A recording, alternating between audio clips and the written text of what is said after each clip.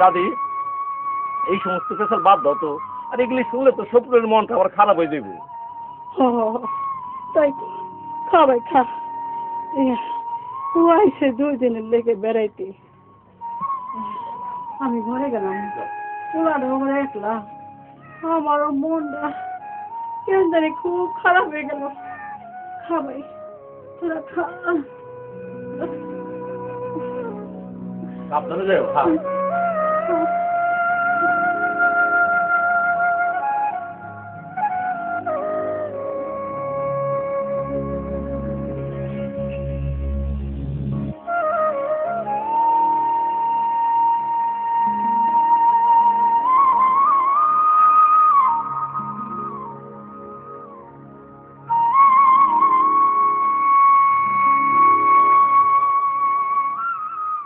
না ভাই, তুমি তো কইলা ভাবি মাঝে মাঝে চোখে ঝাপসা দেখে, কিন্তু তোমার পোলাটারও তো আবার কাশি।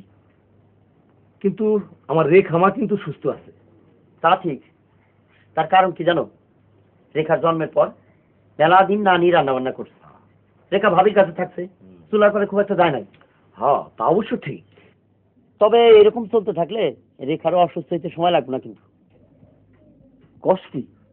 হ্যাঁ, রেখা বড় হইতেছে, কয়দিন পরে মায়ের সাহায্য করতে রান্না করে যাইব না। হ্যাঁ তা তো যাইবই। না ভাই, প্রচলিত চুলা আর রান্নাঘরের ধোয়া থেকে মেলা ধরনের অসুখ বিসুখ হইতে পারে।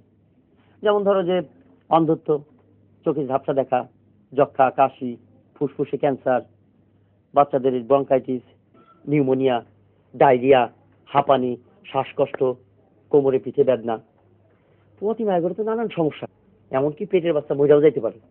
কি সাংঘাতিক ব্যাপার! তোর ভাবির হাতে পায়ে তো কিরকম জানি ফোসকার মতো কি উঠছে। হ্যাঁ, রান্না চুলার ধোয়া থেকে এই রোগ হইতে পারে। এই ধোয়া থেকে আবার হার্টের রোগও হয়। হ্যাঁ হ্যাঁ এনা ভাই, বাংলাদেশের বেশিরভাগ পরিবার রান্নার কাজে খড়কুটা, ঘুটে, তুষ, কাঠের গোড়া, শুকনা লতা পাতা এইসব ব্যবহার করে থাকে।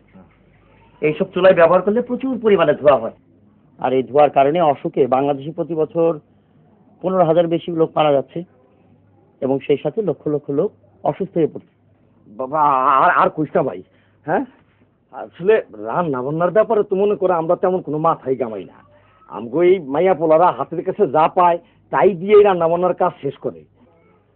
ভাইরে, এই রান্নার ধোয়ার থেকে বাঁচার উপায় কি? আমগো গাঁও গ্রামে তো ধর ওই গ্যাসের চুলা, তারপর ইলেকট্রিক চুলা এই সমস্ত নাই।